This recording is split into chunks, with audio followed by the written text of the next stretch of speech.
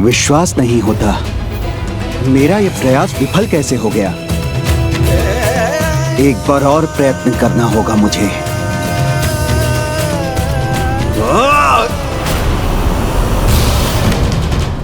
सूर्यास्त हो गया।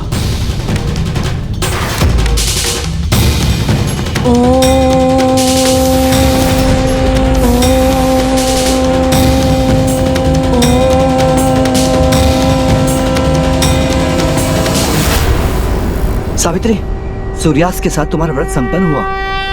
चलो।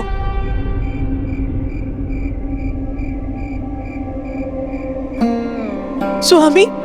सावित्री, सावित्री, सावित्री, तुम यहीं विश्राम करो। स्वामी। सावित्री, तुम्हें ऐसी अवस्था में देखना मेरे लिए आसान ही है। क्यों कहा मैंने तुम्हें इतना कठोर व्रत करने के लिए? स्वामी, इससे अच्छी अवस्था तो मेरी कभी भी नहीं थी। आप चिंता मत कीजिए, आप तो बस मुझे आशीर्वाद दीजिए स्वामी कि जिस कामना के साथ मैंने ये व्रत किया है वो पूर्ण हो जाए, मुझे इस व्रत का सुफल प्राप्त हो जाए स्वामी। सावित्री, मेरी शुभकामनाएं सदा तुम्हारे साथ है। ऐसी भक्ति और निष्ठा का मान तो माँ भी अवश्य रखेंगी। वो तुम्हें आशीष अवश्य देंगी। तुम्हारी सारी कामनाएं अवश्य पूरी होंगी। कोई चाहकर भी नहीं रोक सकता। तुम जो चाहोगी होगा सावित्री। अपने स्वामी के जीवन के लिए इन्होंने इतना कठोर व्रत किया और उन्हें ही ज्ञात नहीं। देवी सावित्री, मैं तो आपको आपका व्रत करने से नहीं रोक सका, किंतु ये भी सत्य है, आयु सभी की समाप्त होती है। तृष्णा एक ऐसी इच्छा है जो प्रतिदिन बढ़ती है, किंतु विधि का विधान ही है जो सदा एक समान है। और कल वही होगा जो विधि का विधान है। ये व्रत तो धर्म के पथ पर देवी सावित्री का एक छोटा सा भाग था। उनकी धर्म निष्ठा और उनके आत्मविश्वास का वास्तविक चमत्कार तो अभी होना शेष था। माँ, आपको कोटि कोटि धन्यवाद। आप ही की कृपा से मैं अपने 3 दिन का व्रत संपन्न कर सकी।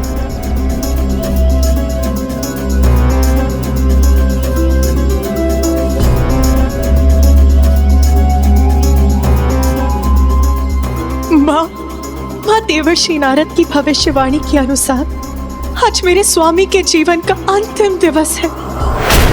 इस अनर्थ को टालने के लिए मैंने अपने व्रत का पहला पड़ाव पार कर लिया है माँ। किंतु पारण तो मैं तभी करूंगी जब उनकी मृत्यु टल जाएगी माँ। अब मुझे साहस और शक्ति प्रदान कीजिए और आपकी कृपा से माँ आज का दिन उनके जीवन का अंतिम दिवस नहीं, अपितु उनके नवीन जीवन का प्रथम दिवस बना सकूं।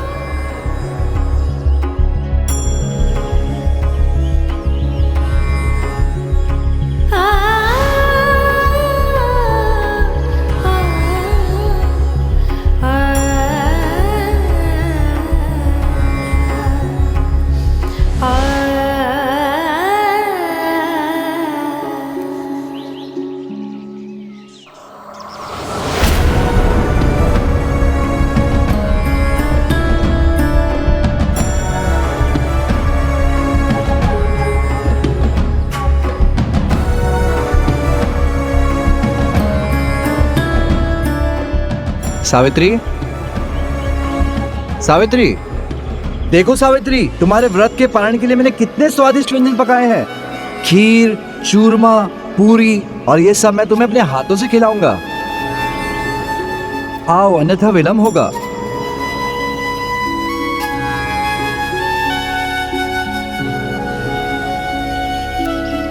क्षमा कीजिए स्वामी, मैं अभी पारण नहीं कर सकती।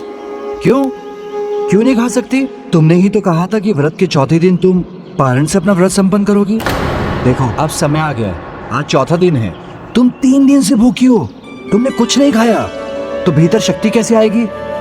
मैं 3 पहर कुछ ना खाऊं ना तो मरणासन हो जाता हूँ। स्वामी, क्यों अशुभ बातें कर रहे हैं? शुभ शुभ बोलिए स्वामी, मैं ऐसा कभी नहीं होने दूंगी। मुझे मेरा संकल्प, मेरा प्रण ज्ञात है। आज सूर्यास्त के बाद, पति पूजन के बाद ही मैं अपना पारण करूंगी। अभी मुझे क्षमा कीजिए। किंतु देवी, तुमने तो कहा। यदि आप बार बार मनोहर करेंगे तो मैं आपको नकार नहीं सकूंगी स्वामी, किंतु तब मेरा 3 दिन का व्रत व्यर्थ चला जाएगा।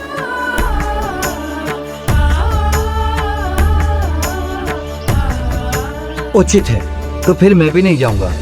सूर्यास्त तक तुम्हारे निकट ही रहूंगा। उसका क्या लाभ स्वामी? कार्य या कर्तव्य अधूरा छोड़ने से अनुष्ठान भी अधूरा रह जाता है, और कार्य का महत्व तो सबसे अधिक है। स्वामी, आप यहाँ रहने के स्थान पर मुझे अपने साथ क्यों नहीं ले जाते? स्वामी, मुझे अपने साथ ले जाइए, मुझे ले जाइए ना स्वामी। नहीं प्रिय, तुम 3 दिनों से भूखी हो, एक पांव पर खड़ी हो, इतना कठोर व्रत कर रही हो। एक अन्न का दाना नहीं, जल की बूंद नहीं, कुछ भी ग्रहण नहीं किया तुमने। देखो, मैं तुम्हें अपने साथ वन में जाने की अनुमति नहीं दूंगा। इस अवस्था में, इतनी गर्मी में मैं तुम्हें अपने साथ वन नहीं ले जा सकता। किंतु तुमने उचित कहा, परिस्थिति कोई भी हो, परिश्रम तो परम धर्म है। मुझे जाना होगा, मेरे जाने का समय हो गया है। परिस्थिति कोई भी हो, परिश्रम तो परम धर्म है। मेरे जाने का समय हो गया है। नहीं, आप ऐसा क्यों कह रहे हैं स्वामी? मैं आपको कहीं नहीं जाने दूंगी। सावित्री, सावित्री, तुम इतनी विचलित क्यों हो रही हो? मैं तो मात्र अपने दिनचर्या के अनुसार वन में जाने की बात कह रहा हूँ, और तुम तो ऐसी रो रही हो जैसे मैं संसार छोड़ के जा रहा हूँ। कितनी बार कहूँ मैं आपसे, ऐसी अशुभ बातें मत कहिए, मत करिए ऐसी अशुभ बातें। सर्वथा उचित ही कहा सत्यवान ने। उसके संसार छोड़कर जाने का समय आ गया है। स्वामी, आप क्यों बार बार जाने की बात कर रहे हैं? स्वामी, मैं आपको कहीं नहीं जाने दूंगी। आप जहां जाएंगे मैं वहीं आपके पीछे पीछे आ जाऊंगी, फिर वो वन हो या यमलोक।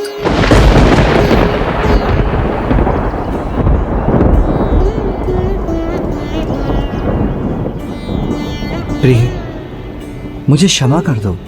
मेरे शब्दों ने आपको बहुत आहत किया। मेरा ये आशय नहीं था। स्वामी, तो मान लीजिए ना मेरा निवेदन, ले चलिए ना मुझे अपने साथ। आज मैं एक पल के लिए भी आपको अकेला नहीं छोड़ना चाहती। साया बनकर आपके साथ रहना चाहती।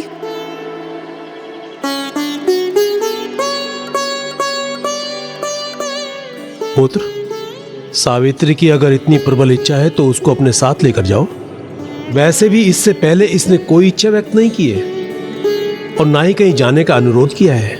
बस हमारी ही सेवा में लीन रहती है। पुत्र, उसकी ये इच्छा पूर्ण करो।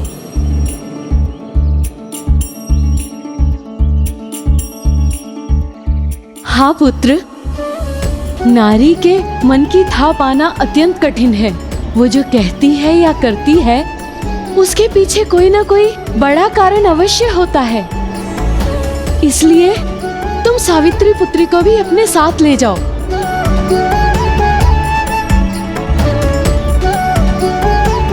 जैसी आपकी आज्ञा पिताजी। प्रणाम माता, प्रणाम पिताश्री। सदा सुहागन रहो, सदा सुहागन रहो। यही एक इच्छा तो है मेरे मन में कि आपका ये आशीर्वाद फलित हो। इसके सिवाय और कुछ नहीं चाहिए मुझे।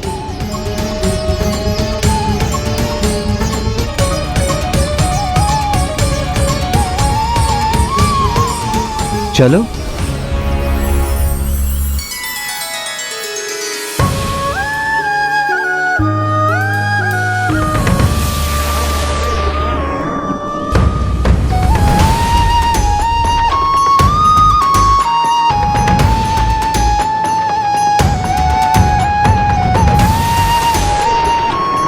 इच्छा अनिच्छा नहीं, धर्म सर्वोपरि है। मैं अपना धर्म, अपना दायित्व अवश्य निभाऊंगा।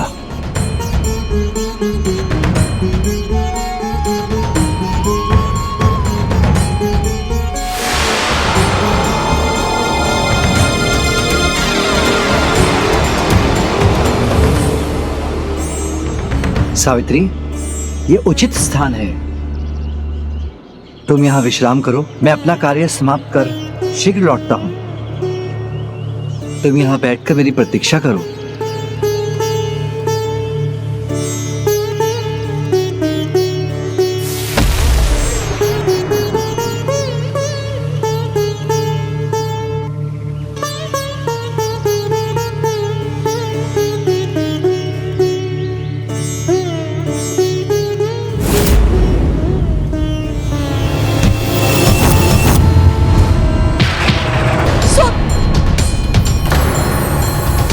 ये कैसा अशुभ भ्रम था मेरा।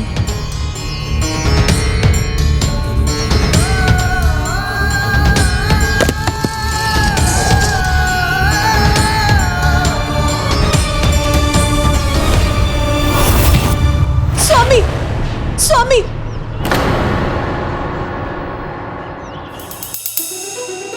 क्यों आ रहे हैं मेरे मन में ऐसे अशुभ विचार?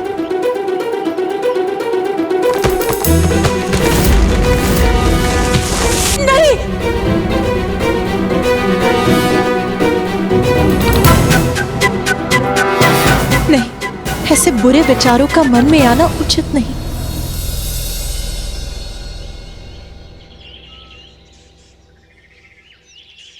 जाओ जाओ। यहाँ तो आगे कुआं, पीछे खाई है। यमदेव के आदेश का पालन तो करना ही होगा, किंतु इन देवी के निकट जाने में भी संकट है।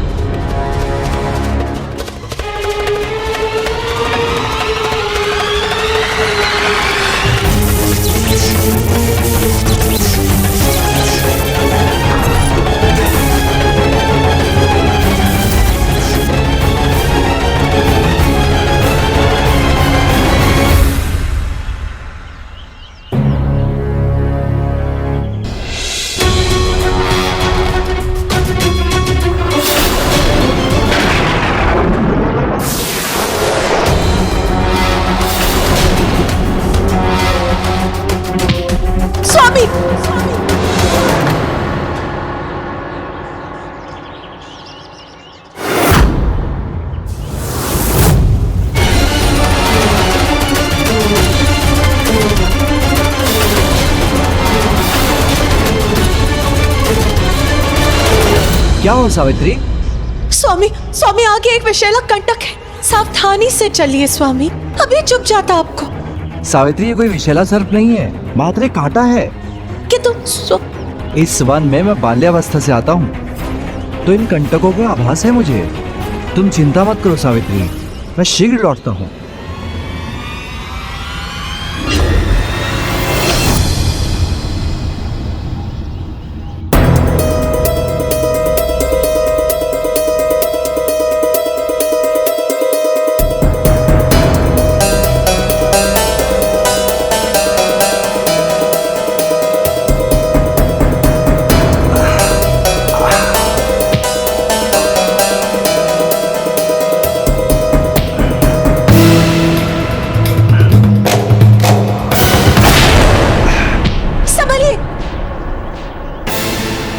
मैं ठीक हूँ सावित्री, मेरी चिंता मत करो।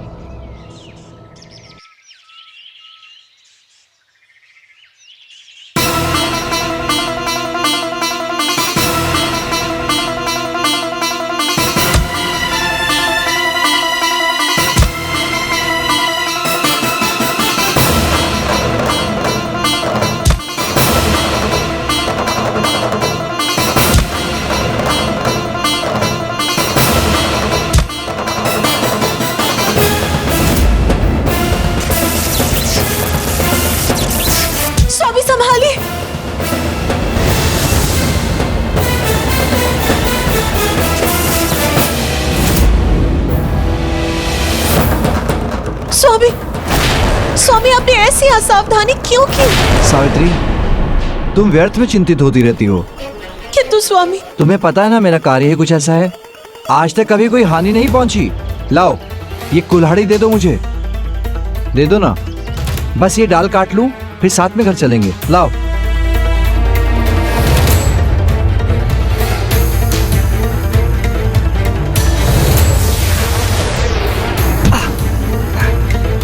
धन्यवाद।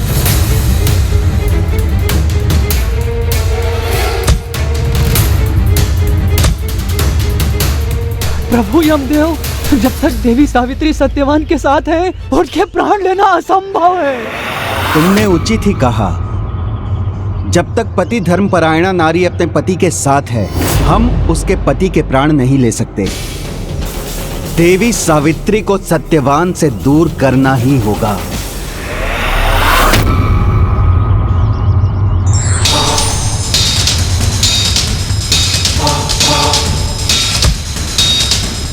माँ कृपा कीजिए मुझ पर, मेरे स्वामी का कोई अहित ना हो, दया कीजिए माँ।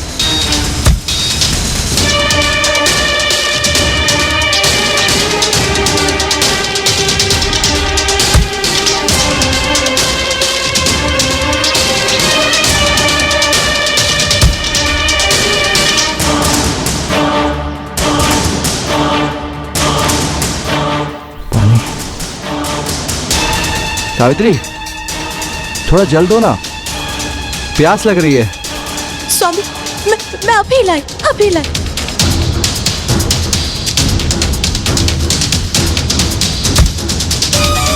यही उचित अवसर है।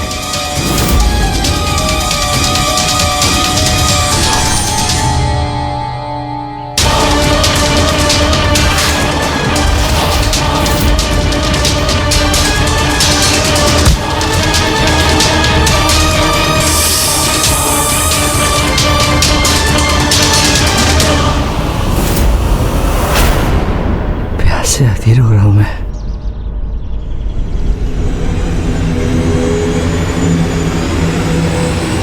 स्वामी,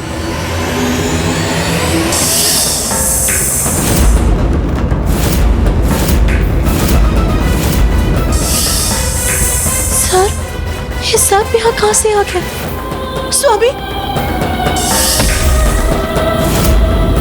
मेरी ये युक्ति भी असफल हो गई। स्वामी, स्वामी आप ठीक हैं? प्यास के कारण मूर्छित हो रहा हूं। स्वामी संभालिए।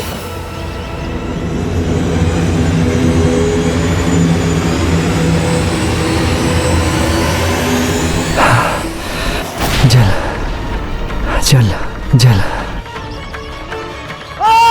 स्वामी, नहीं, स्वामी, स्वामी,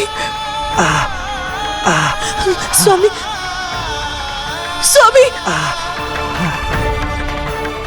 स्वामी, स्वामी, स्वामी, क्या हो गया आपको? स्वामी, सावित्री, ये कैसी प्यास है?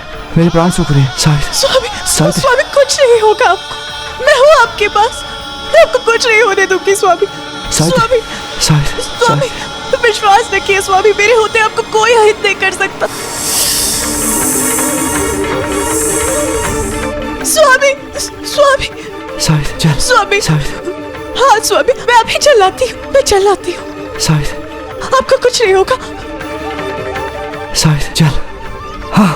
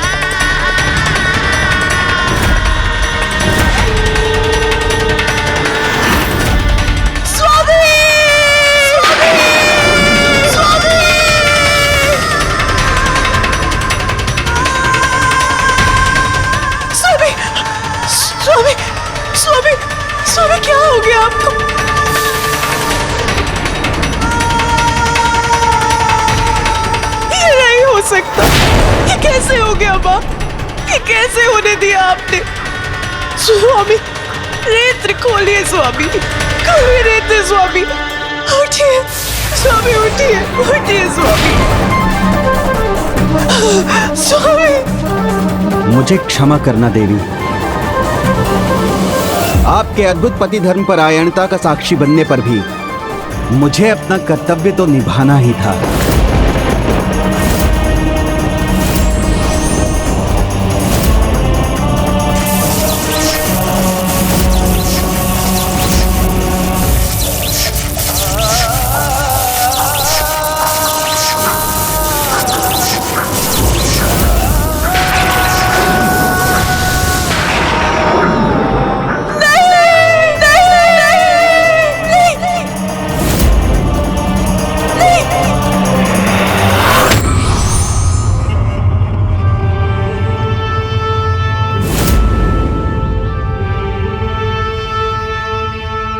स्वामी, नहीं स्वामी,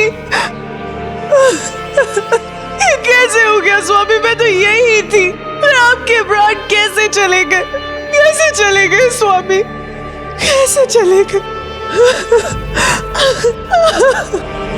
किंतु माँ, कथा के आरंभ में माता सावित्री का परिचय देते समय तो आपने कहा था कि उन्होंने स्वयं यमदेव को भी विवश कर दिया था। अपने पति के प्राण स्वयं धर्मराज से सुरक्षित किए थे। हाँ पुत्र, उन्होंने वैसा ही किया जैसा मैंने कहा था।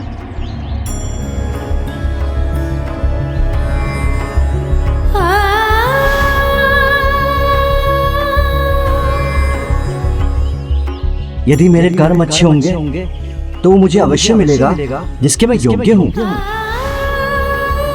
मैं आपको वचन देता हूँ, आपकी पुत्री को कोई भी कमी नहीं होने दूंगा। और यदि इनके भाग्य में राज्य योग होगा तो इन्हें अवश्य मिलेगा। मैं 3 पैर कुछ खाऊं ना तो मरणासन हो जाता हूँ। तुम्हारी सारी कामनाएं अवश्य पूरी होंगी, कोई चाह कर भी नहीं रोक सकता। तुम जो चाहोगी होगा सावित्री, तुम जो चाहोगी होगा सावित्री।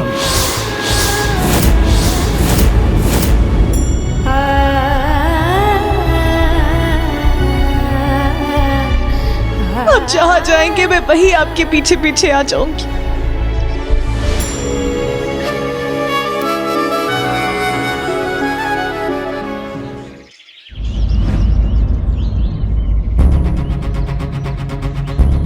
हे माता गायत्री, वेदों की अधिष्ठात्री देवी, ना तंत्री वादते वीणा, ना चक्रो वादते रथ, ना आपति सुख में देत, या शादपि शताद्मदाः। अर्थात जैसे वीणा तारों के बिना बजाई नहीं जा सकती, बिना पहिए का रथ नहीं हो सकता, वैसे ही एक स्त्री बिना पति के सुख नहीं पाती, चाहे वो 100 पुत्रों वाली ही क्यों ना हो माता। आज मेरे धर्म, मेरे कर्म और मेरे पति के प्रति मेरे प्रेम, मेरी आस्था की परीक्षा है माता। यदि मेरा पति धर्म परायणता सच्ची है तो मुझे गति की शक्ति दीजिए कि यमदेव मेरे पति के प्राण मुझसे दूर नहीं ले जा सके माता।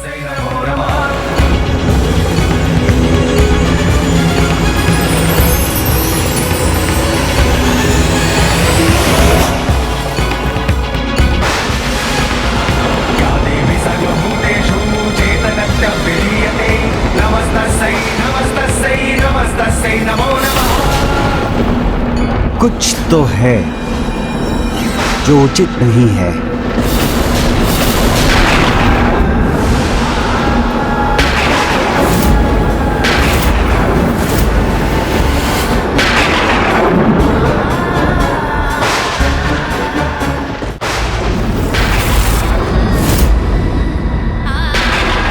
लौट जाइए देवी, आप इस प्रकार यमलोक नहीं आ सकती। लौट जाइए और अपने पति के दाह संस्कार की तैयारी कीजिए।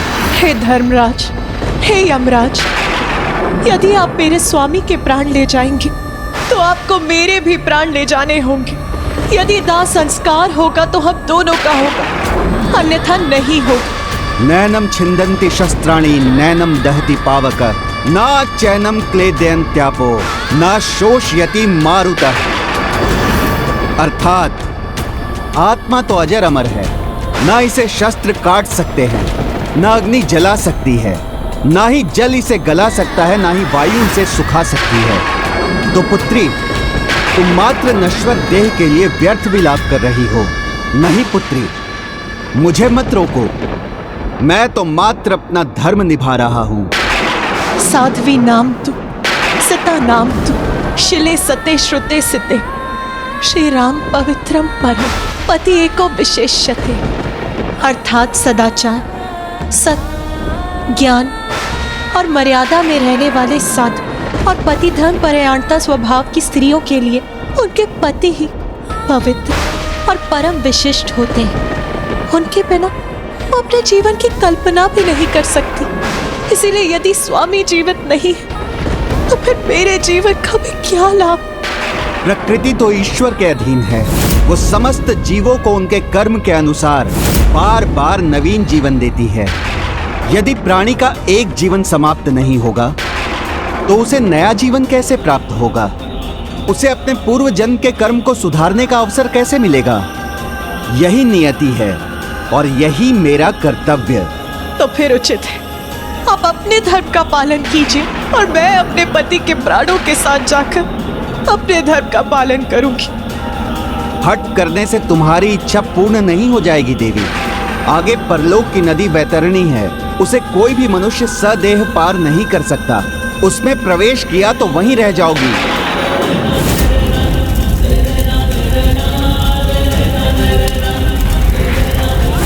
इसीलिए लौट जाओ, अन्यथा न पति के प्राण के साथ जा सकोगी और ना ही उसका अंतिम संस्कार करने लौट सकोगी। ये तो यमराज ने उचित ही कहा है माँ। कोई भी जीव देह के साथ बैतरणी को पार नहीं कर सकता। फिर माता सावित्री ने अपने पति के प्राण कैसे लौटाए? अपनी दृढ़ इच्छा शक्ति से पुत्र। जब व्यक्ति आत्मा को भुलाकर शरीर का दास हो जाता है तो वहाँ आत्मा गौण हो जाती है, किंतु जब किसी की आत्मा देह के बंधनों को भुला दे तो वो शरीर भी आत्मा समान दिव्य हो जाता है पुत्र। नारायण नारायण। हे गायत्री माता, कुछ कीजिए अन्यथा अनर्थ हो जाएगा। क्या हुआ देवर्षि नारद, किस अनर्थ की बात कर रहे हैं आप? माँ, इस पुत्री को मैंने ही नाम दिया हो, उसी को वैतरणी में उलझा हुआ कैसे देख सकता हूँ माँ? रोक लीजिए। पतिव्रता साध्वी सावित्री और यमराज के मध्य इस वाद विवाद को रोक लीजिए माँ।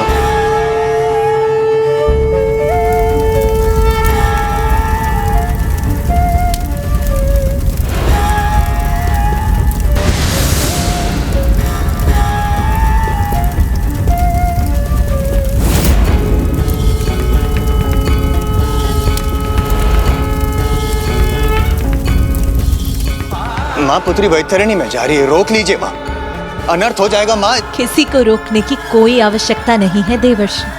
किंतु माँ, पुत्री सावित्री वैतरणी कैसे पार करेगी? ये संभव नहीं है, ना ही ये विधि का विधान है।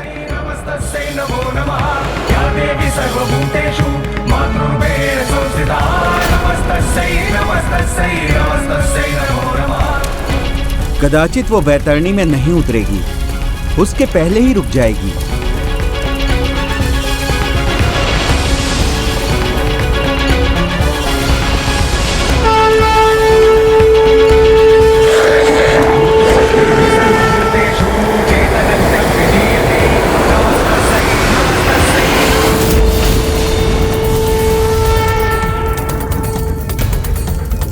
ये क्या देख रहा हूं मैं? स्वयं माता कामधेनु देवी सावित्री को बैतरणी पार करवा रही हैं।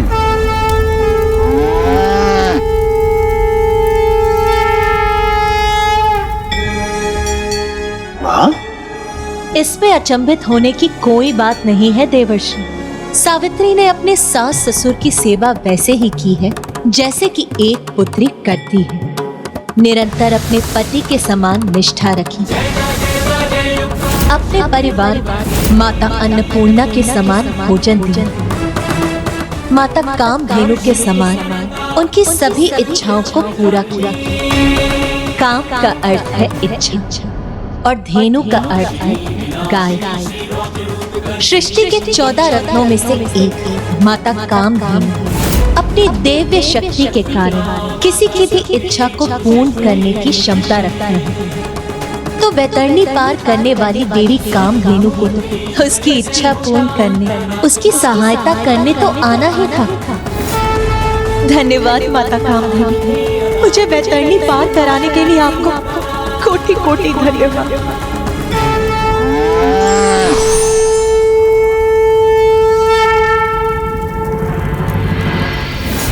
पुत्री सावित्री, तुम्हारा आत्मबल, तुम्हारे पुण्य कर्म से मात्र मैं ही नहीं, सभी दिव्य शक्तियां प्रभावित हैं।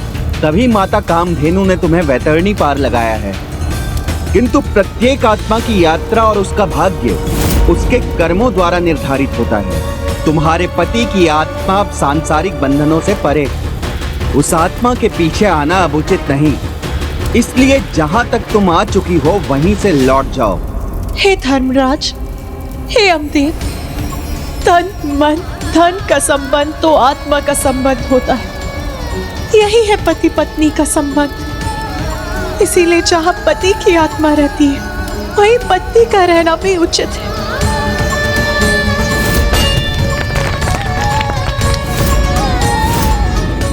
तुम्हारा प्रेम अनुपम है। सत्यवान का जीवन ना सही, इसकी कोई अन्य इच्छा तो पूर्ण कर ही सकता हूँ। अपने पति के प्रति तुम्हारी भक्ति, तुम्हारी निष्ठा से मैं बहुत प्रभावित हुआ। किंतु ये सत्य है कि मैं तुम्हें सत्यवान के प्राण नहीं लौटा सकता। उसके सिवाय तुम जो वरदान मांगोगी मैं अवश्य पूर्ण करूंगा। ये क्या धर्मराज, आपने तो मुझे देते हुए भी कुछ नहीं दिया।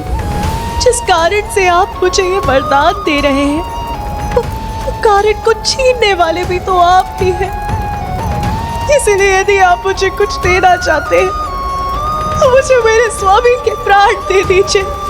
उसके सिवाय मुझे और कुछ नहीं चाहिए, कुछ नहीं चाहिए। तो क्या धर्मराज के वरदान को नकार कर मेरा तिरस्कार करोगी? नहीं नहीं धर्मराज, मैं ये भी नहीं कर सकती। तो वरदान मांग लो।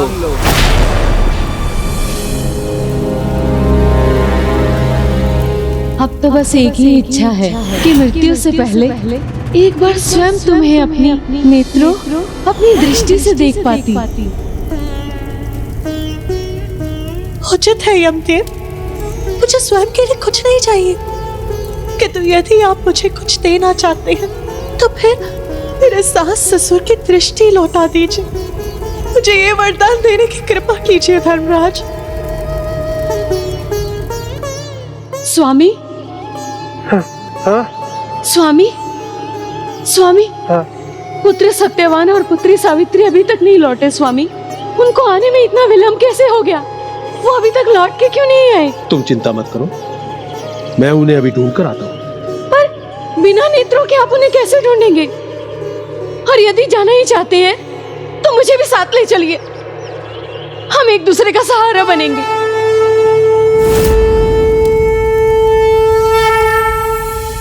तथास्तु, तथास्तु।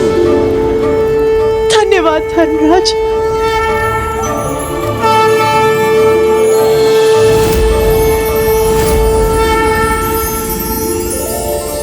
ओम देवी कात्यायने नमः। चंद्रहासोज्ज्वलकरा शार्दूलवरवाहन कात्यायनी शुभम दध्या देवी दानवघातिनी।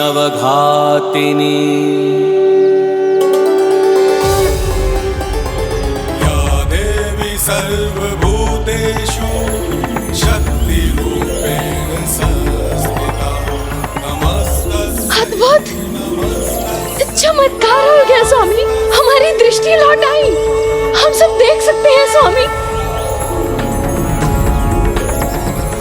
हे प्रभु, हम दोनों के नेत्र ठीक हो गए हैं, हम देख सकते हैं।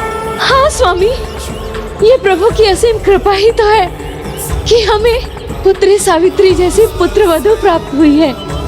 अवश्य ही हमारा ये दुख उसी के कारण सुख में बदल गया है। ये बहुत ही शुभ संकेत है, कुछ मंगल होने वाला है। हमारे नेत्र का लौटाना, ऐसे में तो हमारे परिवार को साथ होना चाहिए था। ये दोनों कहाँ हैं?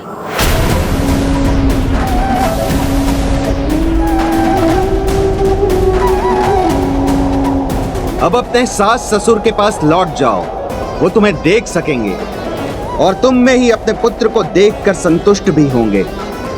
वैसे भी देवलोक में प्रवेश करने का प्रयास किया तो वो तुम्हें वहीं भेज देंगे जहां से तुम आई हो।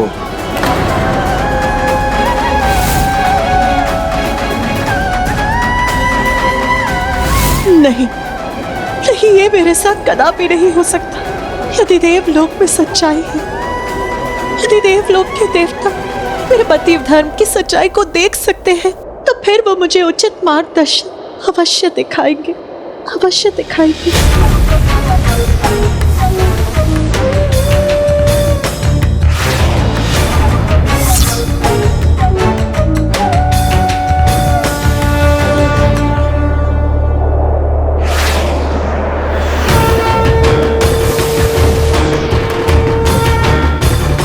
नारायण नारायण। हट करने से असंभव संभव नहीं हो जाता। वो देवलोक कदापि पार नहीं कर सकेगी।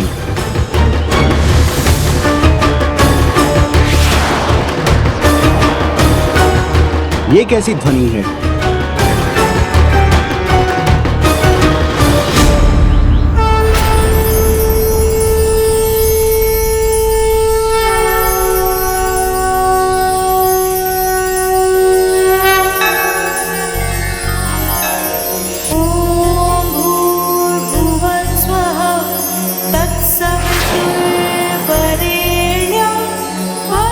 अब फिर से ये कैसे संभव हो गया?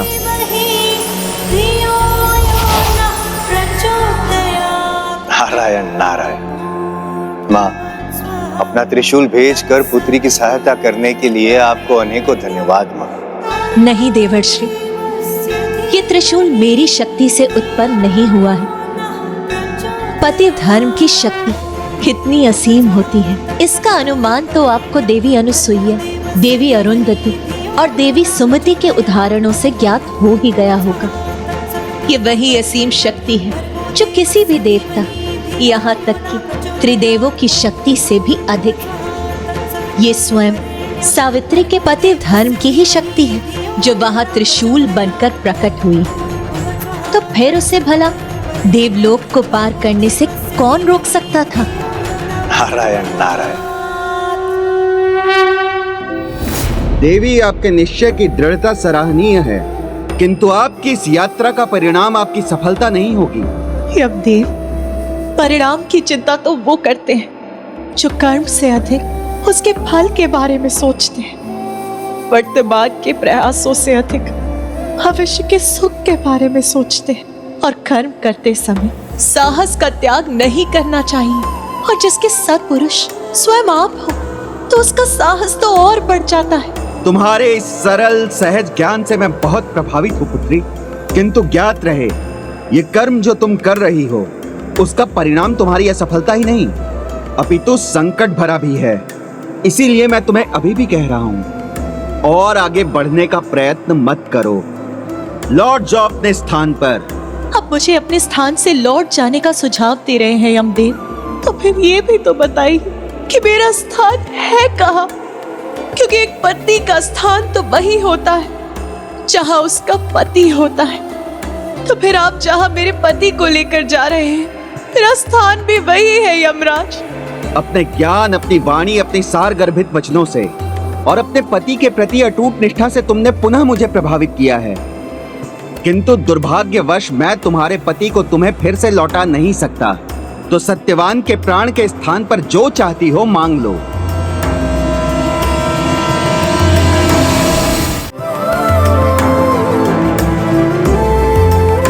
मुझे पुत्र वधू के रूप में पुत्री की प्राप्ति हुई है। ऐसे संबंध में धन की कामना करना किसी को भी शोभा नहीं देता। हे धर्मराज, अब जब मैं और मेरे स्वामी हम दोनों ही अपने वृद्ध माता पिता के साथ नहीं हैं, तो फिर मेरी इच्छा है कि उनकी देखभाल वैसे ही हो जिसके वो योग्य है। यदि आप वरदान देने के इच्छुक हैं, तो दया कीजिए और उनका राजपाट लौटा दीजिए।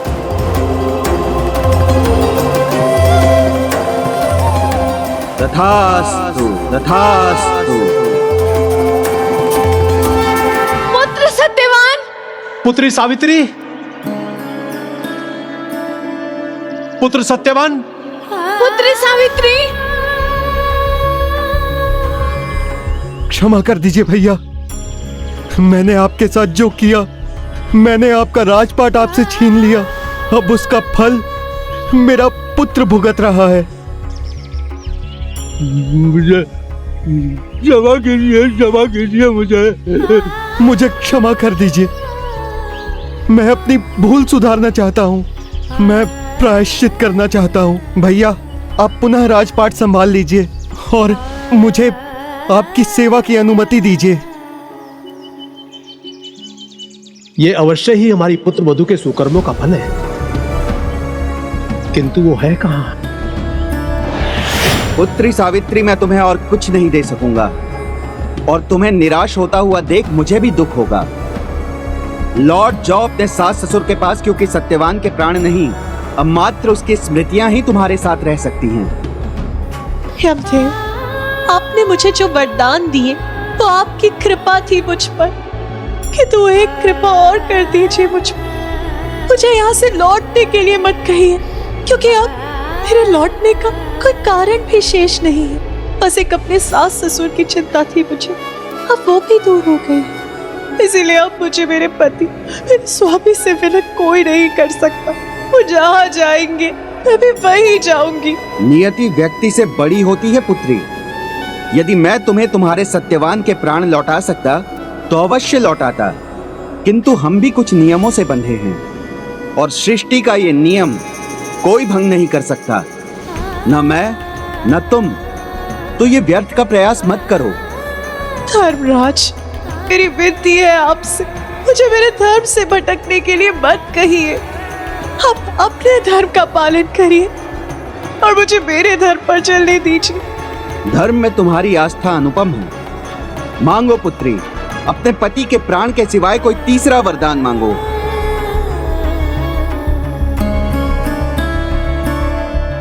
पुत्र के रूप में मेरा कोई उत्तराधिकारी नहीं है। ये राजपाट, इसकी लालसा, इसका आकर्षण अब मुझ में नहीं रहा। हे यमराज, मेरे पिता को भी बस एक ही दुख है कि उनका कोई पुत्र नहीं। तो मुझे ये वरदान दीजिए कि मेरे माता पिता को एक प्रतापी पुत्र हो, उन्हें एक पुत्र की प्राप्ति हो जो उनका वंश आगे बढ़ा सके। तथास्तु, तथास्तु।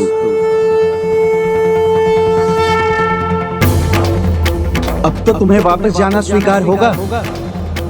नहीं यमदेव, ये वरदान पाकर तो मैं पिता पर से भी निश्चित हो गई। मेरे लौटने का जो कारण शेष है वो भी तो आपने मिटा दिया। यदि यही इच्छा है तुम्हारी तो इसे भी पूर्ण कर लो पुत्री। किंतु अब मैं ब्रह्मलोक को पार करूंगा, जहां प्रभु ब्रह्मदेव की आज्ञा के बिना कोई भी प्रवेश नहीं कर सकता। इसीलिए अब आगे से मुझे तुम्हारी चिंता करने की कोई आवश्यकता नहीं है, क्योंकि तुम कितने भी प्रयास कर लो, तनिक भी आगे नहीं बढ़ सकोगी।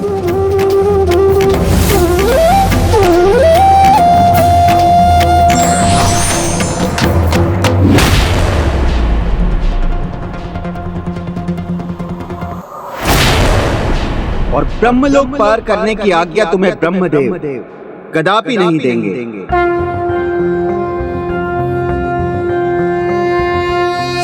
ओम ब्रह्मदेवाय नमः। निरामया सर्वे भद्राणि पश्यन्तु मा कश्चित् दुःखभाग् भवेत्। ओम ह्रौः शान्तिरन्तरिक्षं शान्तिः पृथिवी शान्तिरापः शान्तिरोषधयः शान्तिः।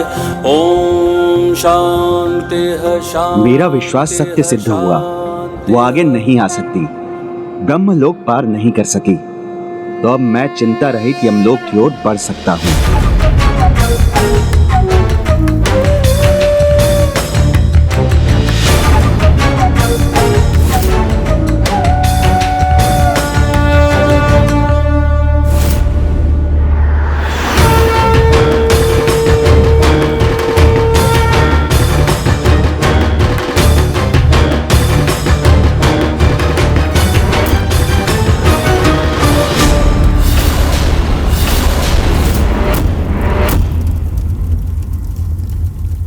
आश्चर्य, तुम यहाँ तक कैसे पहुँच गई? ब्रह्मदेव की आज्ञा और उनके आशीर्वाद से। हे ब्रह्मदेव, मैंने ये सुना था कि जो सच्चे मन से पति धर्म का पालन करते हैं उन्हें उनके जीवन में ही मोक्ष प्राप्ति का अनुभव हो जाता है। यदि ये सत्य है तो मुझे आज्ञा दीजिए, मुझे आशीर्वाद दीजिए प्रभु कि मैं मेरे पति के प्राणों के साथ यमलोक जा सकूं। मुझे आज्ञा दीजिए, मुझे आशीर्वाद दीजिए प्रभु कि मैं मेरे पति के प्राणों के साथ यमलोक जा सकूं।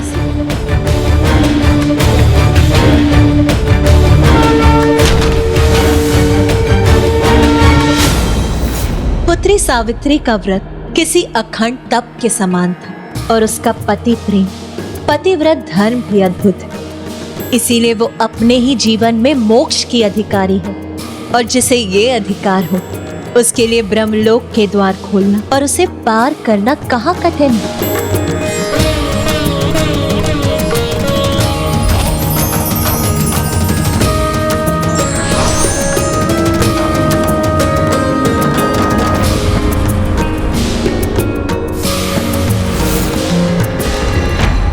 देवी, तुम अद्भुत हो।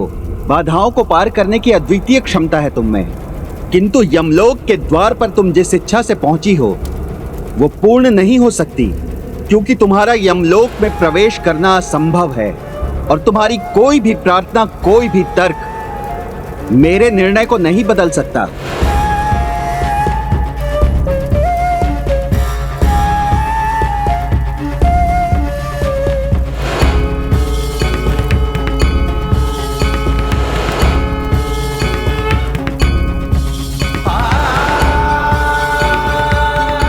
इसलिए अब तुम लौट जाओ, क्योंकि तुम्हारे यहाँ खड़े रहने का कोई लाभ नहीं है। नहीं यमदेव, मैं नहीं जाऊंगी।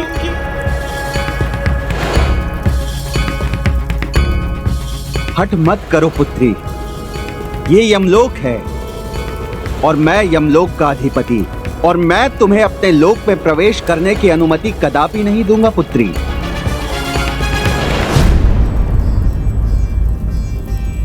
पुत्री, आपने मुझे पुत्री कहकर पुकारा तो फिर आप मेरे धर्म पिता हुए, और कोई भी पिता अपनी पुत्री को किसी भी अवस्था में अपनी पुत्री को अपने निवास पर आने से नहीं रोक सकते। तुम्हारी बुद्धि और मधुर वचनों की जितनी भी प्रशंसा करूं कम है। तुमने तो मेरा हृदय जीत लिया, मेरे भीतर पिता की भावना जगा दी।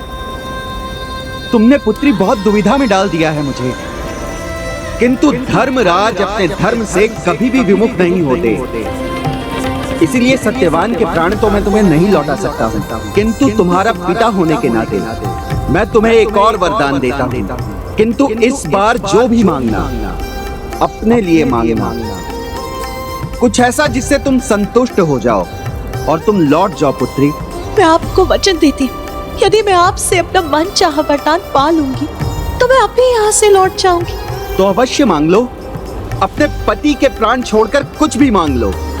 उचित है धर्म पिता, तो फिर आप अपनी इस पुत्री को आशीर्वाद दीजिए कि बल और पराक्रम से परिपूर्ण मेरे 100 कुलदीपक पुत्र हों, मेरे 100 कुलदीपक पुत्र हों। तथास्तु, तथास्तु, तथास्तु।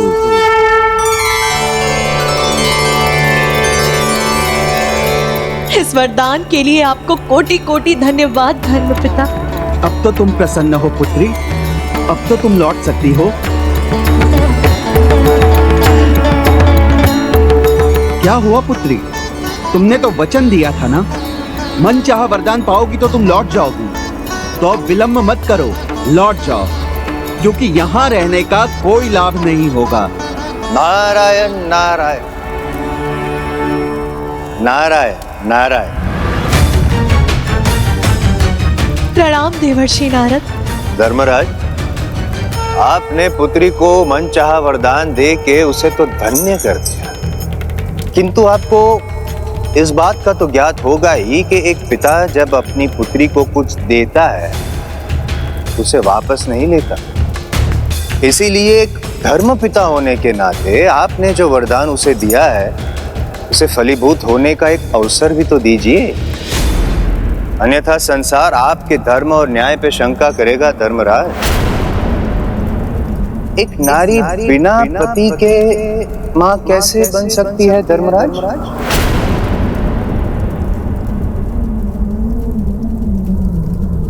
बल और पराक्रम से परिपूर्ण मेरे 100 कुलदीपक पुत्र हो।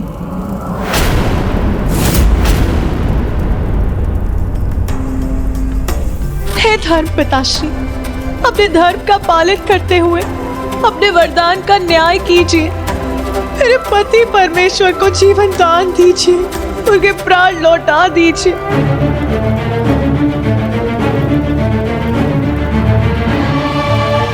पुत्री सावित्री, आज तुमने सिद्ध कर दिया कि धर्म के प्रति निष्ठा और कर्तव्य परायणता शक्ति ही नहीं अतुलित ज्ञान भी प्रदान करता है, जो धर्मराज को भी धर्म का अर्थ समझाने में समर्थ होता है। आज मैं ये समझ गया कि कर्म और भाग्य के अनुसार प्राण लेना मेरा कर्तव्य है। अपने पति के प्राण के लिए यमराज का भी सामना करने में तनिक भी संकोच न करना, ये एक पति धर्म परायणा स्त्री का कर्तव्य है। और जो भी नारी ऐसी श्रद्धा, विश्वास और प्रेम से अपने कर्तव्य पर अडिग रहेगी, उसे तो धर्म के अनुसार उसका फल मिलना ही चाहिए। मैं तुम्हें तुम्हारे पति के प्राण लौटाने के लिए तैयार हूँ, तैयार हूँ।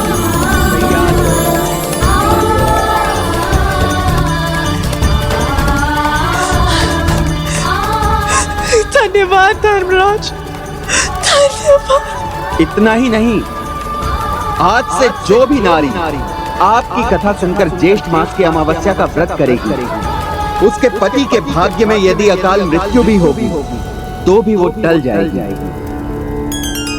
और इस व्रत का नाम होगा वट सावित्री व्रत। वट सावित्री व्रत।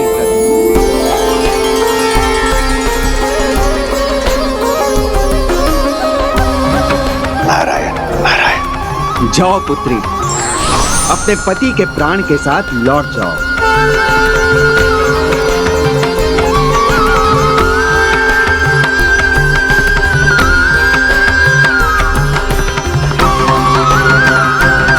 कल्याण कल्याण कल्याण।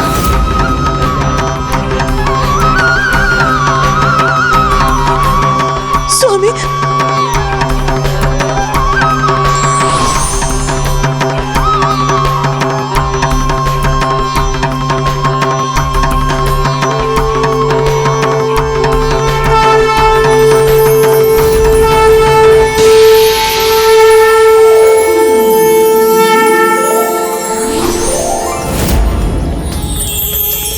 स्वामी, स्वामी, स्वामी, सावित्री, स्वामी, सावित्री, क्या मैं निद्रा में लीन हो गया था? सावित्री, सावित्री, स्वामी, स्वामी, पुत्र,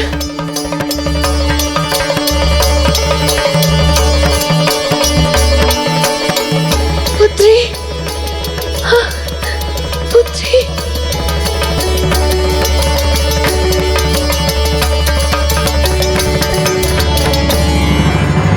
पुत्री, ये सब तुम्हारे कारण ही संभव हो सका है। सावित्री, तुमने मेरी रक्षा नहीं अपितु मेरे पूरे परिवार का उद्धार किया है। धन्य है ऐसी पत्नी। मुझ पर भी कृपा कीजिए देवी, मेरा भी उद्धार कीजिए देवी। मुझे समझ में आ गया, पराई वस्तु पर अपना अधिकार नहीं करना चाहिए, नहीं करना चाहिए। ये माँ बाप मैं कभी नहीं करूँगा, कभी नहीं करूँगा। मुझे क्षमा कर दीजिए, मुझे क्षमा कर दीजिए, क्षमा कर दीजिए। उठिए देवर जी।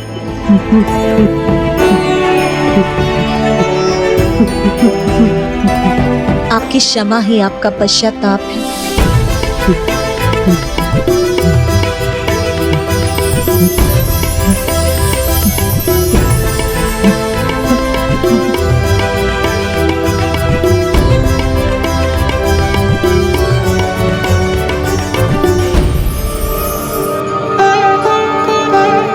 भाभी माँ की जय हो, देवी सावित्री की जय हो, भाभी माँ की जय हो, देवी सावित्री की जय हो।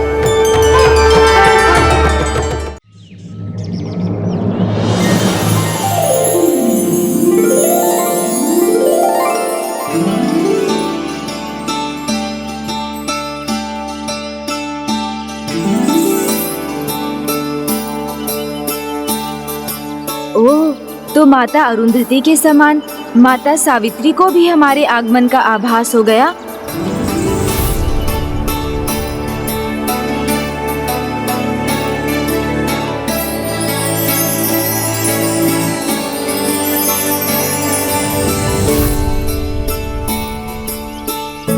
प्रणाम देवी।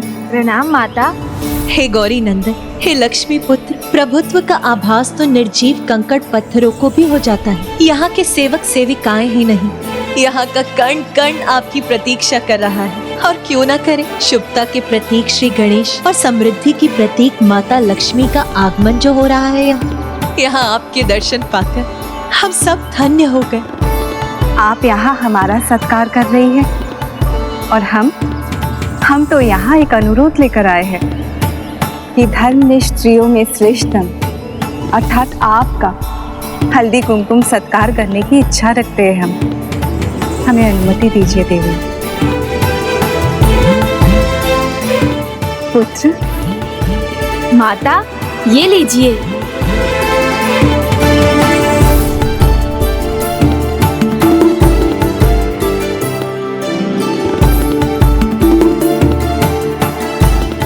माता। माता लक्ष्मी, आज मैं धन्य हो गई। धन्य तो मैं हुई हूँ देवी।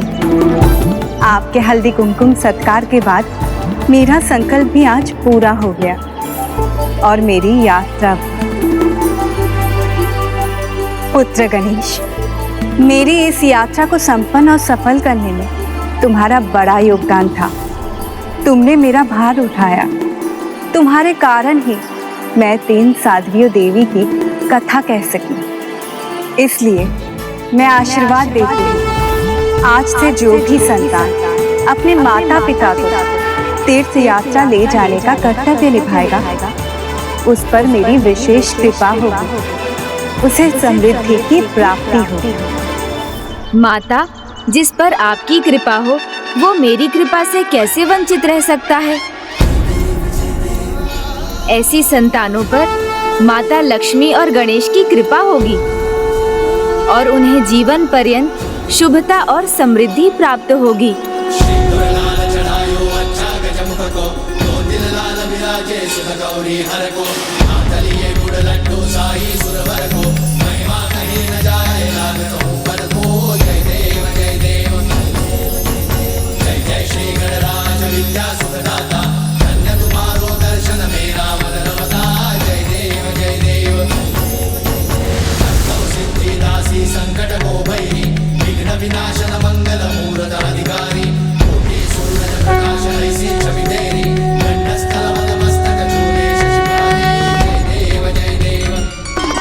यात्रा में अपनी माँ का सहयोग कर मेरा पुत्र गणेश दत्तक पुत्र का कर्तव्य भली भांति निभा रहा है।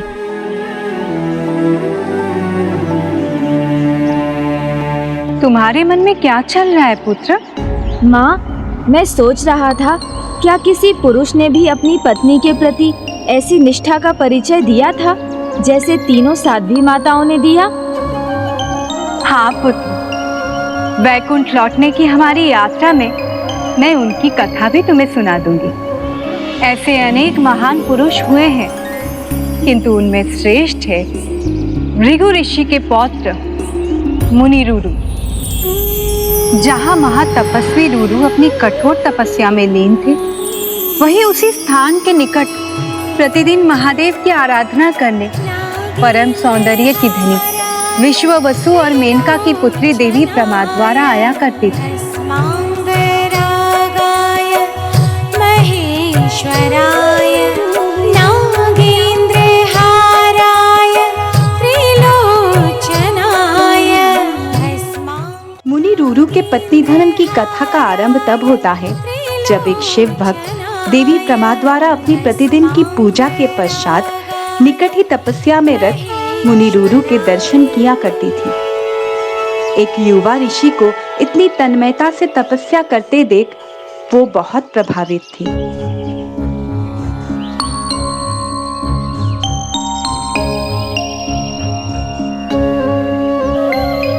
और ऐसा कई माह तक चलता रहा। फिर एक दिन वहां प्रचंड बवंडर का प्रकोप हुआ, जिसके कारण कोई भी अपने गृह से भी बाहर नहीं निकल रहा था। किंतु उस विकट बवंडर में भी रूरू मुनि अपनी तपस्या से नहीं उठे। उनसे प्रभावित होकर तीव्र वायु प्रवाह का सामना करते हुए देवी प्रमाद्वारा भी अपनी दैनिक पूजा के लिए वहां पहुंच गई।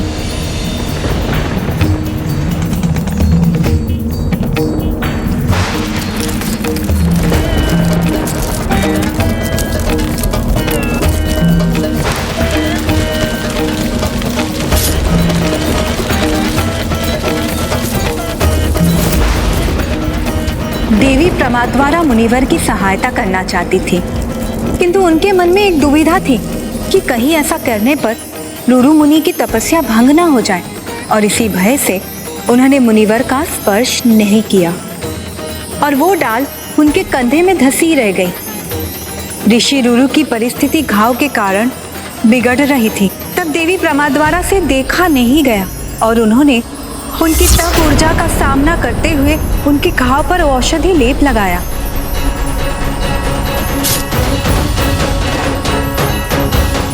और निरंतर ऐसा ही करती रही।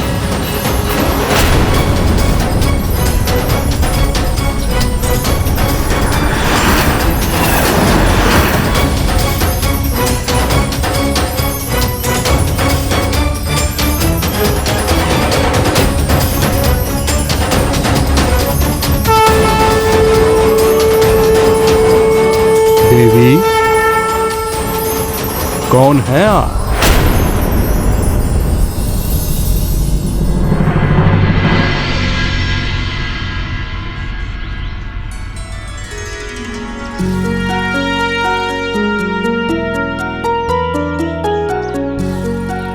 प्रणाम मुनिवर, मैं विश्ववसु और देवी मेनका की पुत्री हूँ, प्रमाद्वारा।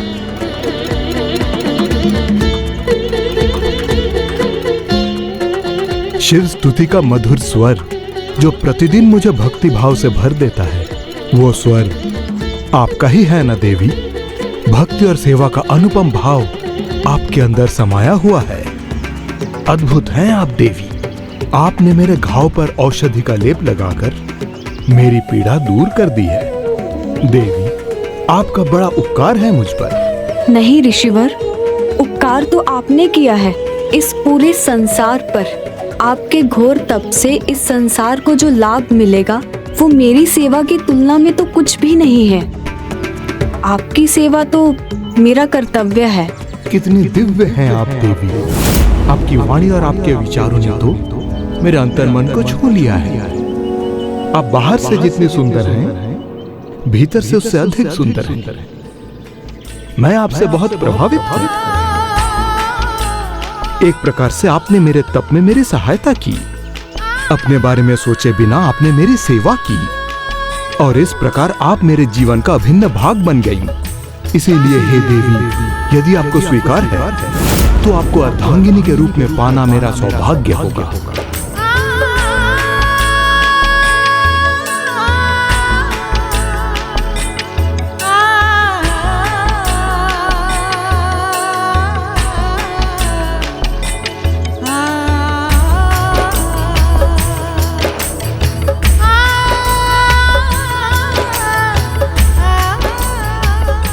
देवी, यदि मेरे वचनों ने आपको किसी भी प्रकार से आहत किया हो तो मुझे क्षमा कीजिए। नहीं ऋषिवर, आपके समान महान तेजस्वी ऋषि की अर्धांगिनी होना तो मेरे लिए परम सौभाग्य होगा। यदि एक दिन के लिए भी मैं आपकी अर्धांगिनी का धर्म निभा सकी तो मेरा भाग्य उदय हो जाएगा, जीवन सफल हो जाएगा।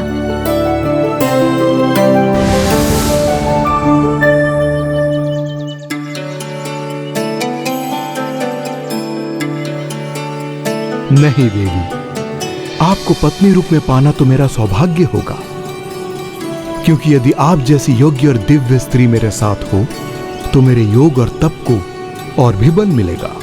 इसीलिए इस शुभ कार्य में हमें और विलंब नहीं करना चाहिए। मैं इसी क्षण इस वायु, पर्वत, धरती, अंबर और समस्त सृष्टि को साक्षी मानकर आपको धर्म पत्नी के रूप में स्वीकार करता हूं। आज ही सूर्यास्त से पहले हमें गंधर्व विवाह कर लेना चाहिए। किंतु तभी एक ऐसी अनहोनी घटना घटने जा रही थी जिसके लिए कोई भी तैयार नहीं था, ना ही देवी प्रमा द्वारा और ना ही मुनि रुरु।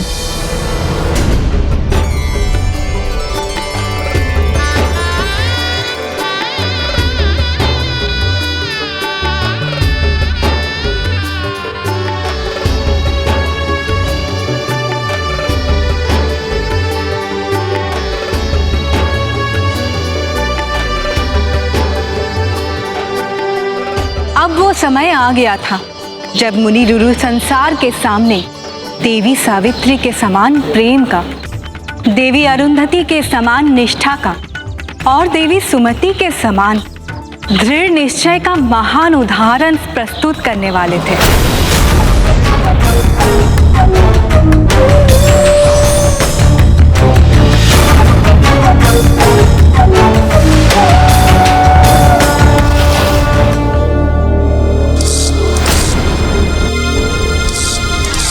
मेरी यही अभिलाषा है कि आपका यह दमकता मुखमंडल मेरे जीवन में सूर्य की ऊर्जा और चंद्रमा की शीतलता लेकर आए।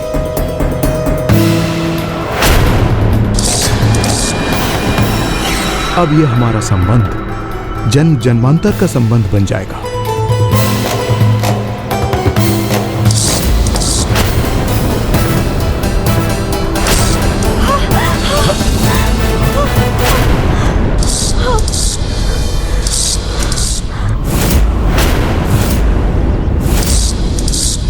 नहीं, यह संभव नहीं है।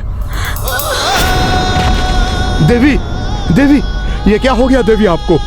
देवी नहीं, देवी नहीं। प्रिय, प्रिय, प्रिय क्या हो गया प्रिय? ये क्या हो गया आपको? प्रिय, प्रिय, प्रिय, हम अभी आते हैं।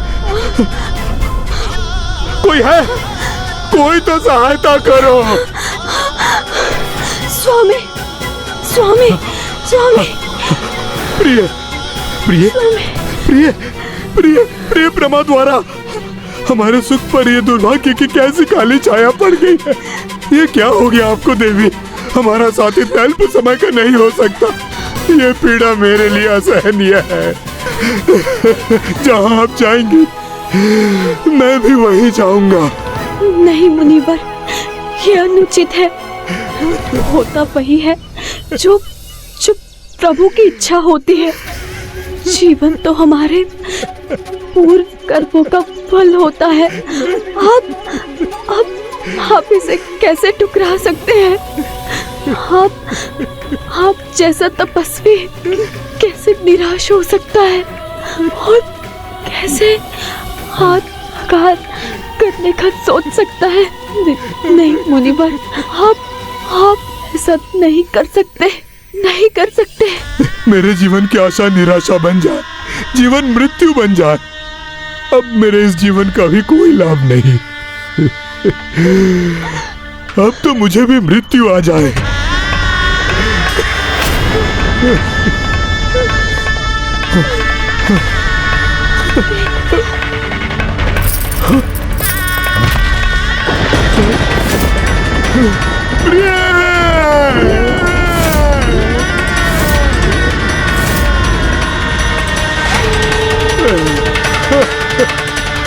नहीं प्रिय नहीं, यदि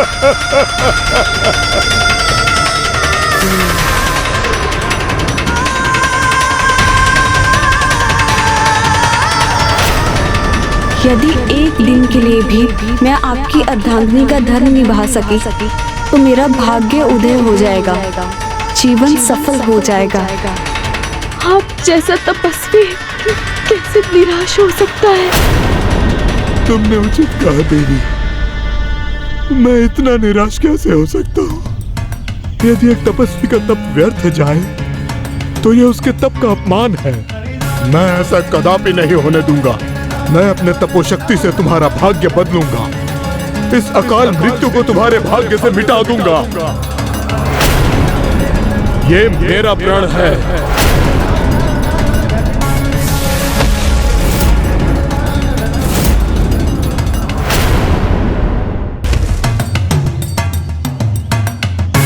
जाओ।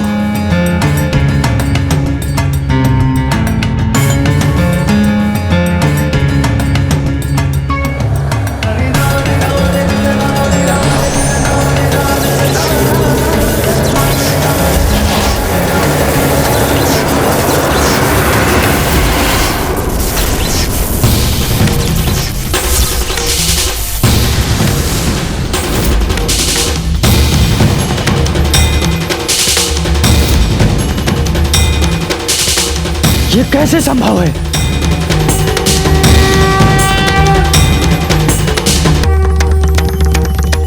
हाँ प्रमाद्वारा, ना मैं अपने प्राण त्यागूंगा और ना ही तुम्हारे प्राण कहीं जाने दूंगा। यदि निष्ठा से तप कर मैंने अपना तपोबल एकत्रित किया है तो आज मैं त्रिदेवों से गुहार लगाता हूँ कि वो यमराज को मेरी प्रमाद्वारा को मुझसे दूर ले जाने की अनुमति कदापि नहीं देंगे।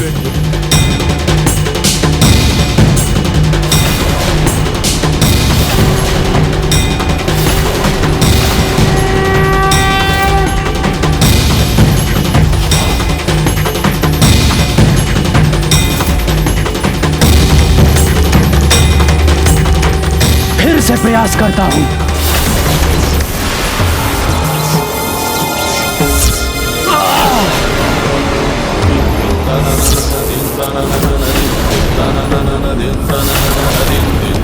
आज चाहे यमदूत आए या स्वयं यमराज आए, किंतु मैं उन्हें अपनी प्रमाद्वारा के प्राण ले जाने नहीं दूंगा।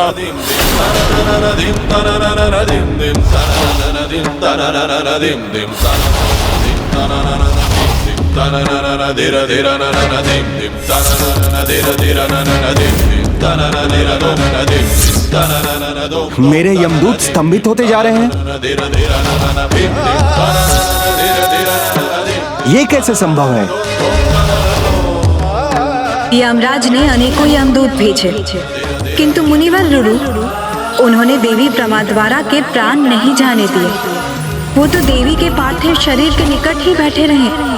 उनके तप की शक्ति बढ़ती रही और यमदूत स्तंभित होते रहे और फिर वो तप शक्ति इतनी बढ़ गई कि वो स्वयं मुनि रुरु को ही जलाने लगी और उसके साथ संपूर्ण सृष्टि में असंतुलन छा गया और फिर ये संकट और बढ़ता गया।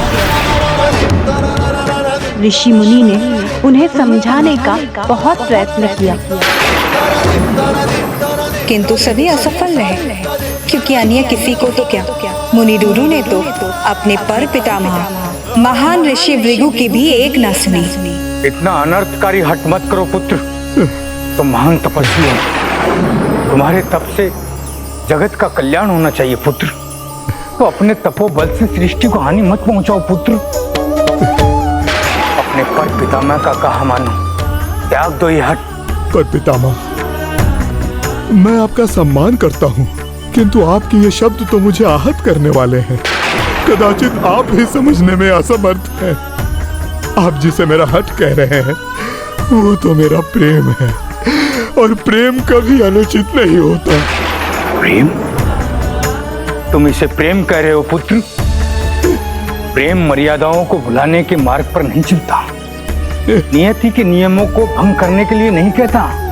मेरी निष्ठा, मेरी श्रद्धा मैंने आप ही से सीखी है पर पितामह।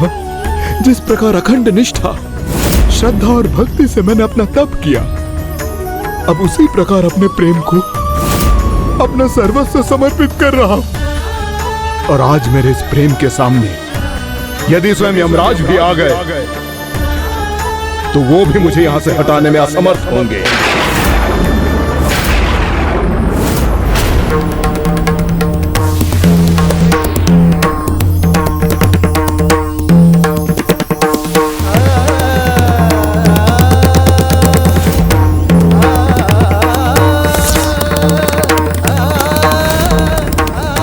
यमराज मेरे तपोबल से रचित इस सुरक्षा चक्र के भीतर कैसे आ गए?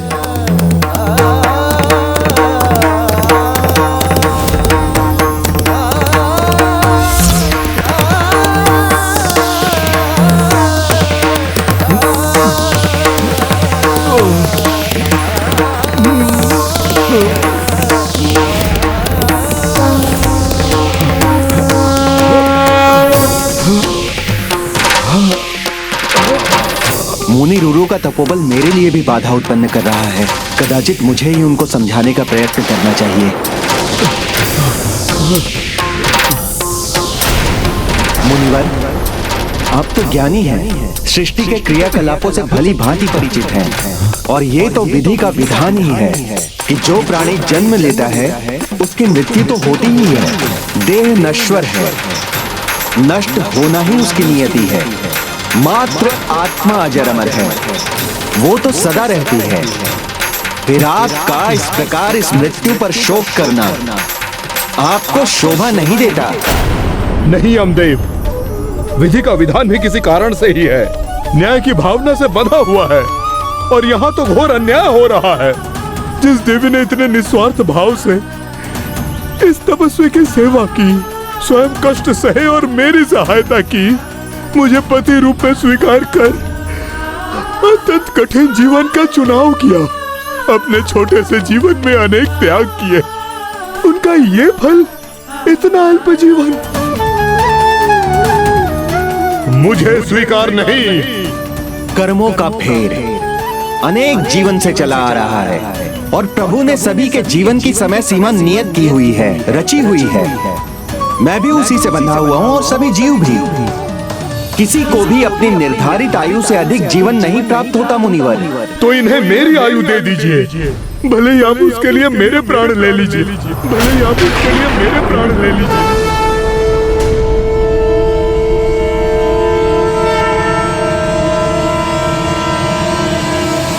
कितना अनोखा प्रेम था ऋषिवर का माँ, जो अपनी आयु अपनी अर्धांगिनी को देने को तत्पर हो गए। पुत्र, प्रेम ही तो वो सेतु है जो जीव को जीव से ही नहीं, भक्त को भगवान से भी जोड़ता है। जो अपने मन में निस्वार्थ प्रेम की लौ जला ले, ईश्वर तो स्वयं उसके हो जाते हैं। तो क्या आप वास्तव में अपनी आयु उन्हें देना चाहते हैं? हाँ, यह मेरी अर्धांगिनी है, जिस पर भी मेरा अधिकार है। उसका आधा भाग इनका ही है। मेरा आधा तप, मेरी आधी आयु इनकी है। इनके पास आयु नहीं तो क्या हुआ? आप इन्हें मेरी आधी आयु तो दे सकते हैं।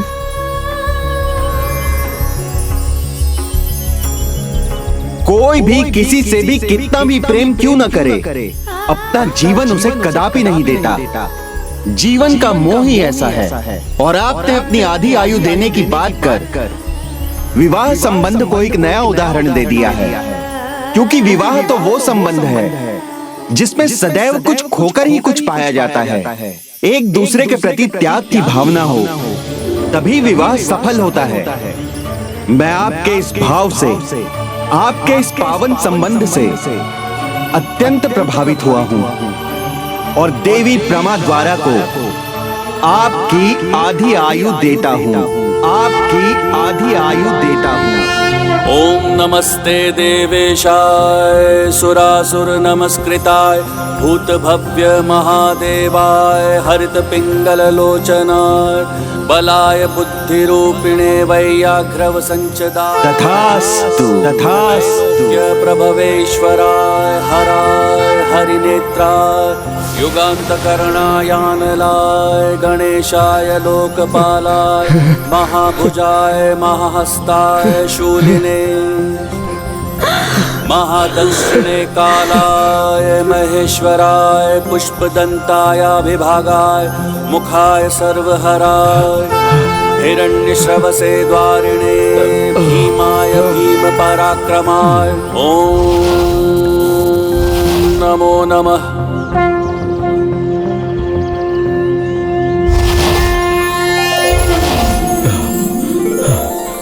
प्रिय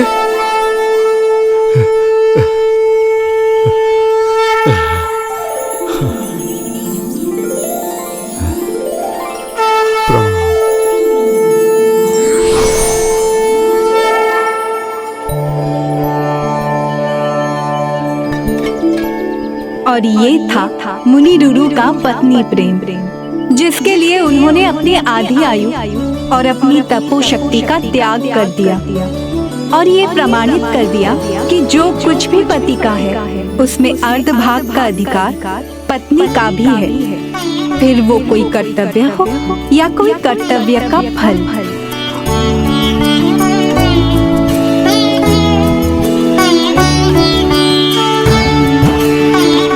प्रणाम पिताश्री। प्रणाम प्रभु। प्रिय, वैसे आपको भी तो अपने कर्तव्य का फल मिला है, गणेश को पुत्र रूप में पाकर, और गणेश ने भी अपना कर्तव्य भली भांति निभाया है, आपकी यात्रा पूर्ण कराकर। यात्रा के बाद विश्राम आवश्यक है, क्यों? माँ, आप बिल्कुल भी चिंता मत कीजिए, मैं आपके पांव दबा दूंगा। कैलाश में भी माँ के पांव मैं ही दबाता हूँ, उससे एक ही पल में माँ की सारी थकान मिट जाती है। आपकी भी थकान दूर हो जाएगी माँ। तुम्हें पुत्र रूप में पाकर तो मैं धन्य हो गई पुत्र गणेश। यात्रा तो तुमने भी की है, थकान तो तुम्हें भी हुई होगी। मेरी थकान का तो एक ही उपचार है, माता पार्वती के हाथों से बने मोदक। वो मुख में गए नहीं कि थकान अदृश्य।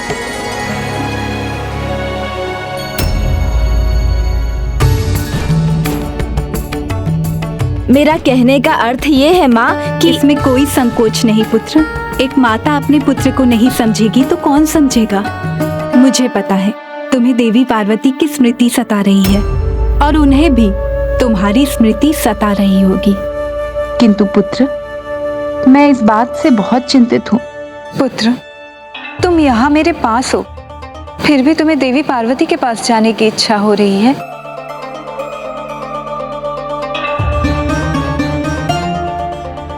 दोनों माताओं में कैसे भेद कर सकता हूँ मैं? अब क्या उत्तर दूं? हाँ कहूँगा तो माता लक्ष्मी को बुरा लगेगा, और ना कहूँगा तो वो सत्य नहीं होगा और माता पार्वती बुरा मान जाएंगी। देवी, देखिए कैसे धर्म संकट में पड़ गया है आपका पुत्र।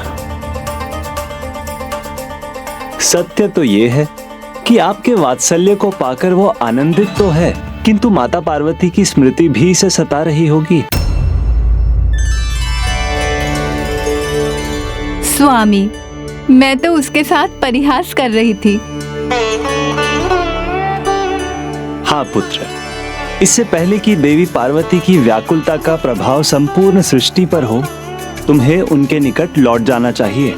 आप सत्य कह रही हैं ना माँ? आपको बुरा तो नहीं लगेगा?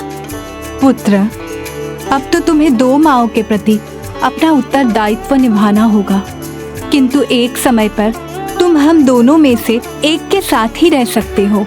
अब हम दोनों को समय देने का कर्तव्य तुम्हें ही निभाना होगा। मैं अपना कर्तव्य अवश्य निभाऊंगा माँ। उचित है पुत्र, फिर तो तुम्हें शीघ्र ही कैलाश पहुंचना चाहिए, क्योंकि देवी पार्वती को शीघ्र ही तुम्हारी आवश्यकता होगी।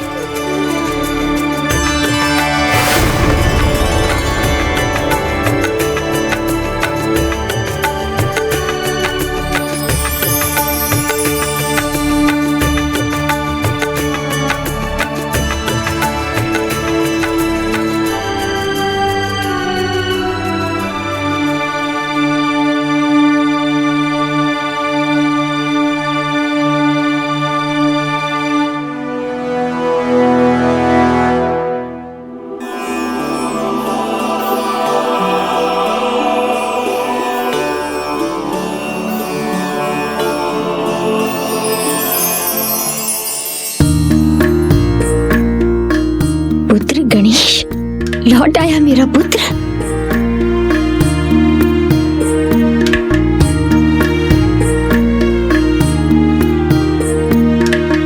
क्या हुआ माता, आप रुक क्यों गई?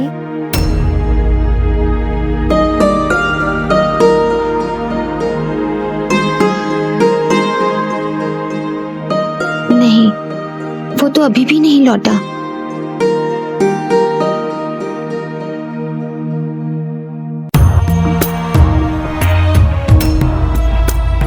माता, आपको देवर जी का यहाँ ना होना सता रहा है ना? माँ का मन पुत्र को देखे बिना, उसका दुलार किए बिना कहाँ मानता है।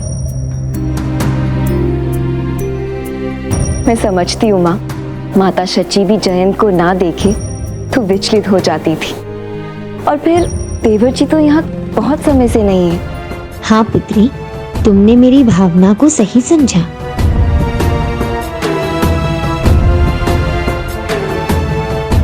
माँ के साथ मेरी ऐसी निकटता क्यों नहीं है? वो मुझसे अपने हृदय की बात कहती तो कितना अच्छा होता। मैं भी उनसे अपने मन की बात कह पाती।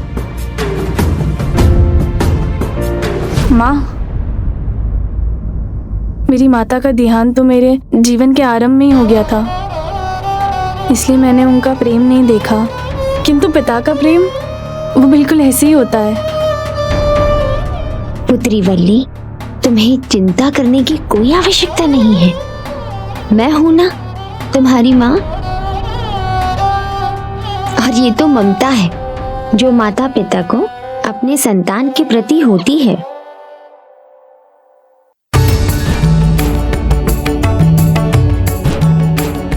माँ कहीं वल्ली को लेकर अधिक भावुक तो नहीं हो गई? माँ, माता पिता ही नहीं, संतान भी माता पिता के बिना व्याकुल हो जाती है। हाँ माँ, मुझे विश्वास है देवर जी भी यहाँ आने के लिए अत्यंत आतुर होंगे।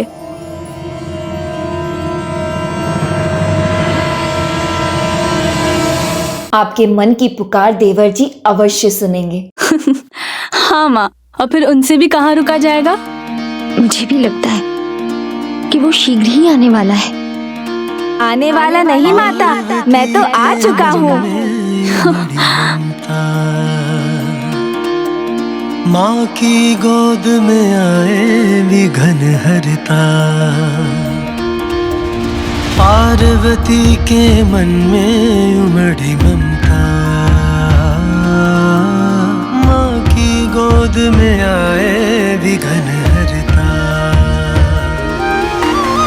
अद्भुत बालक पर माँ प्रेम लुटाती।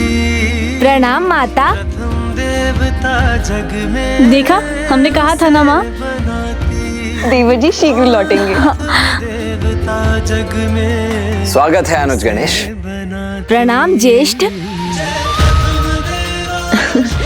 मेरा पुत्र यात्रा कर लौटा है। अब इसकी थकान तो माँ के हाथों से बने मोदक से ही मिटेगी। पूजा के पश्चात मोदक के साथ मैं तुम्हारी यात्रा की कथा विस्तार से सुनूंगी। अवश्य माता।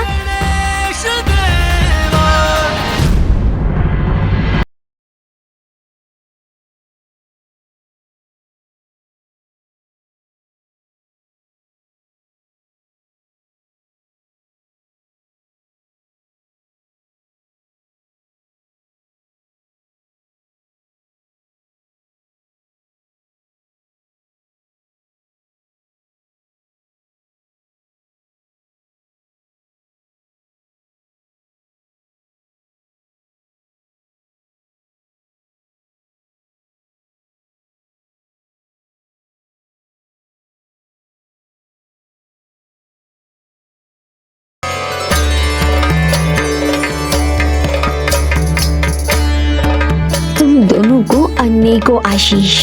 मेरी भी इच्छा थी कि मैं अपने पुत्र गणेश के साथ बैठूं, उसकी बातें सुनूं, किंतु अब बस एक ही इच्छा है, तुम दोनों के समान मेरे पुत्र गणेश के लिए पुत्र वधू मिले जो बिना कुछ कहे ही सब समझ जाए। तभी तो मेरा परिवार पूर्णता प्राप्त करेगा और कैलाश में आनंद ही आनंद होगा।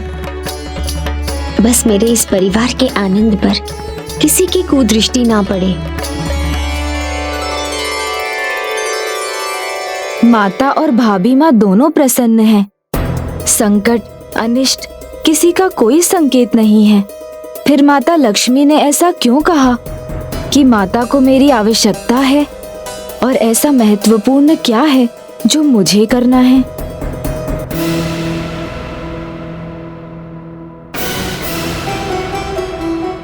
क्या हुआ प्रिय?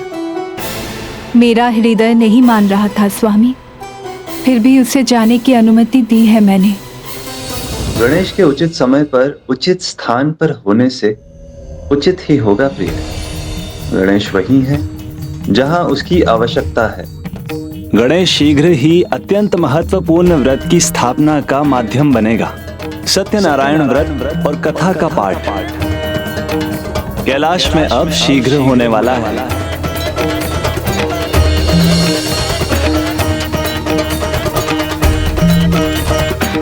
प्रेम से बोलिए सत्यनारायण भगवान की जय। शांताकारं भुजगशयनं पद्मनाभं सुरेशं विश्वाकारं गगनसदृशं मेघवर्णं शुभांगं लक्ष्मीकान्तं कमलनयनं योगिहृदध्यानगम्यं वन्दे विष्णुं भवभयहरं सर्वलोकैकनाथम्।